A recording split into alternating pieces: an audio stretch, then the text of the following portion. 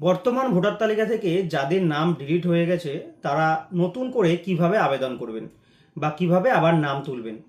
দেখুন, নাম আপনারা তিনটে পদ্ধতিতে তুলতে পারেন। একটা হচ্ছে অনলাইনের মাধ্যমে আবেদন করতে পারেন, একটা অফলাইনেও আবেদন করতে পারেন, আর একটা ফর্ম 6 ফিল আপ করতে পারেন। ফর্ম 6 একদম নতুনভাবে আপনাকে আবেদন করতে হবে। যাদের বয়স 18 বছর হয়ে গেছে তারা যেভাবে নতুন ফর্ম ফিল আপ করে সেভাবে আপনিও কিন্তু আবেদন করতে পারেন। কিন্তু এই ফর্ম 6 এখন কেউ ফিল আপ করবেন না। এটা হচ্ছে আপনাদের ভোটার লিস্টে নাম তোলার লাস্ট স্টেপ। তো প্রথম দুটো স্টেপ যেটা আছে, একটা অনলাইনের মাধ্যমে সাবমিট অ্যাপিল, একটা অ্যাপিল করতে পারবেন, অথবা আপনি আপনার ডিএম অফিসে গিয়ে কাগজপত্র জমা করতে পারবেন। তো 2 নম্বর যেটা অফলাইনের মাধ্যমে আপনারা কিভাবে নাম তুলবেন সেটা আমি এই ভিডিওতে আলোচনা করব না।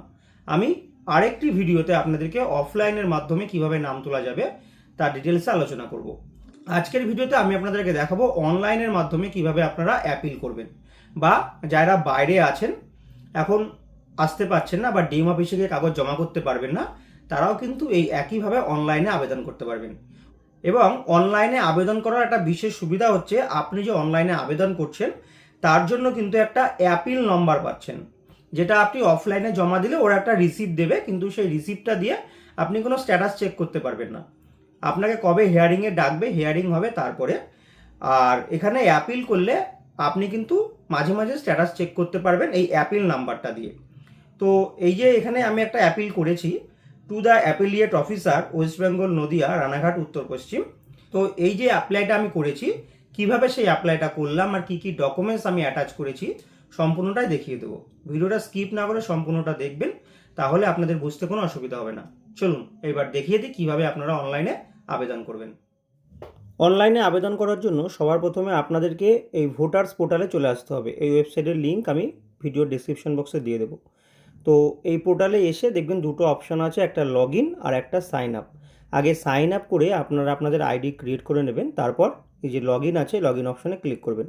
ক্লিক করার পর যে ফোন নাম্বারটি আপনারা দিয়ে আইডি ক্রিয়েট করেছেন সেই ফোন নাম্বার বসাবেন এবং ক্যাপচাটি যা আছে দেখে দেখে বসিয়ে দেবেন। ক্যাপচাটি বসিয়ে দেওয়ার পর রিকোয়েস্ট ওটিপি এই অপশানে ক্লিক করবেন। ক্লিক করার পর আপনার মোবাইল নাম্বারে একটি ওটিপি যাবে, সেই ওটিপিটি বসিয়ে দেবেন। বসিয়ে দিয়ে ভেরিফাই অ্যান্ড লগ ইন এই অপশানে ক্লিক করবেন। লগ ইন করে নেওয়ার পর দেখুন এখানে একটি অপশান আছে সাবমিট অ্যাপিল। এই যে সাবমিট অ্যাপিল অপশানটি আপনারা দেখতে পাচ্ছেন, এই সাবমিট অ্যাপিল এই অপশানে ক্লিক করবেন। এরপর দেখুন এখানে দুটো অপশান আছে, একটা ফর্ম রেফারেন্স নাম্বার আর একটা হচ্ছে নোটিশ রেফারেন্স নাম্বার। তো আমরা এই নোটিশ রেফারেন্স নাম্বারটা দিয়েই কিন্তু অ্যাপ্লাই করব। এটা সেই নোটিশটাই যেটা হিয়ারিংয়ের সময় আপনাকে দেওয়া হয়েছিল। তো সেই নোটিশের ওপরের দিকে দেখুন আমি দেখাচ্ছি, এই যে রেফারেন্স নাম্বারটা আপনারা দেখতে পাচ্ছেন, এই রেফারেন্স নাম্বারটাই কিন্তু এখানে বসাতে হবে। আমি দেখে দেখে এই রেফারেন্স নাম্বারটি এখানে বসিয়ে দিলাম। রেফারেন্স নাম্বারটি বসিয়ে দেওয়ার পর এই সার্চ অপশানে ক্লিক করতে হবে। এই সার্চ অপশানে ক্লিক করার সাথে সাথেই কিন্তু আপনার ফুল নেম এবং আপনার ভোটার কার্ড, যে ভোটার নম্বরটি ডিলিট হয়ে গেছে সেটা কিন্তু এখানে শো করবে। আর দেখুন এখানে লেখা আছে মোবাইল নাম্বার, এখানে আপনার একটি ফোন নাম্বার বসাতে হবে। বিশেষ করে যাদের আধার কার্ডের সাথে ফোন নাম্বার লিঙ্ক আছে তারাই কিন্তু এই অ্যাপ্লাইটা করতে পারবেন। আধার কার্ডের সাথে ফোন নাম্বার লিঙ্ক না থাকলে এই অ্যাপ্লাই করা যাবে না। তো সেই ফোন নাম্বারটি এখানে বসিয়ে দেবেন, বসিয়ে দিলেই কিন্তু ভেরিফাইড দেখাবে। তারপর দেখুন এখানে লেখা আছে ফুল অ্যাড্রেস আর ব্যাকেটে উইথ পিন। এখানে ফুল অ্যাড্রেস বলতে আপনি কিন্তু আপনার সম্পূর্ণ ঠিকানা দেবেন, আপনার গ্রামের নাম, পোস্ট অফিস, থানা, জেলা, পিন নাম্বার, ব্লকের নাম, অ্যাসেম্বলি কনস্টিটিউয়েন্সি, বিধানসভা সমস্তটাই দেবেন। দেখুন আমি যেমনটা দিয়েছি তেমনটা কিন্তু আপনারা এখানে বসিয়ে দেবেন। বসিয়ে দেওয়ার পর এইখানে দেখুন লেখা আছে ব্রিফ ডেসক্রিপশান অ্যাবাউট অ্যাপিল। এই যে আপনি অ্যাপিল করছেন তার সংক্ষিপ্ত একটি বর্ণনা এখানে দিতে হবে। এই যে সংক্ষিপ্ত বর্ণনাটা এটা আমি এখানে দিয়ে দিচ্ছি, আপনারা এটাই দেখে দেখে দিয়ে দিতে পারেন। এই জায়গাটা সবার জন্য একই হবে। তো আমি আমার মতন করে লিখেছি, যদি আপনাদের পছন্দ হয় তাহলে আপনারাও কিন্তু এই লেখাটাকে দিয়ে দিতে পারেন। তবে লেখার সময় কিন্তু অবশ্যই মনে রাখবেন এই বক্সের মধ্যে যেটা লিখবেন সেটা অবশ্যই কিন্তু 250 ক্যারেক্টারের মধ্যে হতে হবে, 250-র বেশি হলে হবে না। তো আমি কি লিখেছি সেটা একবার আপনাদেরকে জানিয়ে দিই। আমি লিখেছি I respectfully submit the appeal regarding the deletion of my name from the final voter list which is published on 28/2/2026। I would be grateful for your prompt attention and necessary action regarding this matter. এরপরে আছে nature of the order বলে নিচে দেখুন দুটো option দিয়েছে, একটা x party order আর একটা নন x party order. তো আপনারা সবাই এই নন এক্স পার্টি অর্ডার এই অপশানটাই সিলেক্ট করবেন, কারণ যারা হিয়ারিংয়ে উপস্থিত হয়েছিলেন তারপরেও নাম কাটা গেছে তারা কিন্তু এই নন এক্স পার্টি অর্ডার এই অপশানটাই সিলেক্ট করতে হবে। তো তারপরে আছে এনক্লোজার। প্রথমেই আছে দেখুন copy of the orders of the ইয়ারও against whom the appeal is filed. তো এইখানে আপনাকে আপনার যে নোটিশটা, হিয়ারিংয়ের যে নোটিশটা, সেই নোটিশটা কিন্তু স্ক্যান করে আপলোড করতে হবে। এটা আপনারা পিডিএফ ফাইল আকারে আপলোড করবেন। পিডিএফের কত সাইজ এসব কিছু বলা নেই, আপনারা যে কোনো সাইজের পিডিএফ এখানে আপলোড করতে পারেন। এরপরে আছে দেখুন list of documentary evidence in support of the application বা অ্যাপিল। এই যে আপনি অ্যাপিলটা করছেন এর এগেনস্টে আপনাকে ডকুমেন্টস আপলোড করতে হবে। এইখানে আপনারা কি ডকুমেন্টস আপলোড করবেন? এখানে আপনাদের প্রচুর ডকুমেন্টস আপলোড করতে হবে।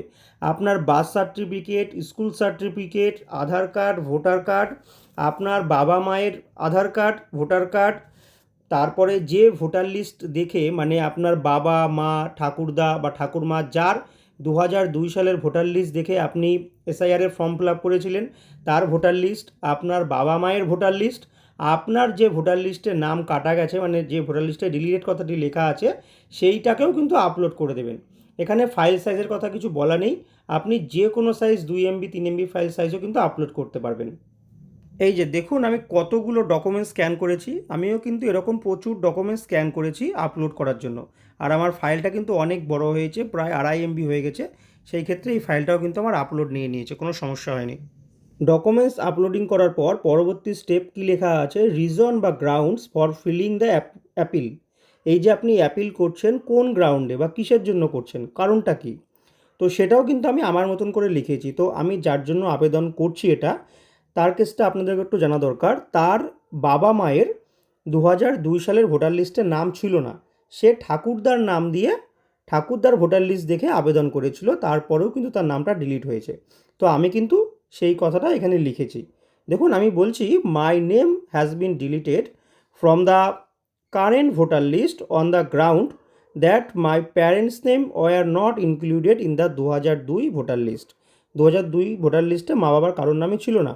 আবার বলছি it is important to mention that my grandfather's name is duly recorded in the 2002 voter list.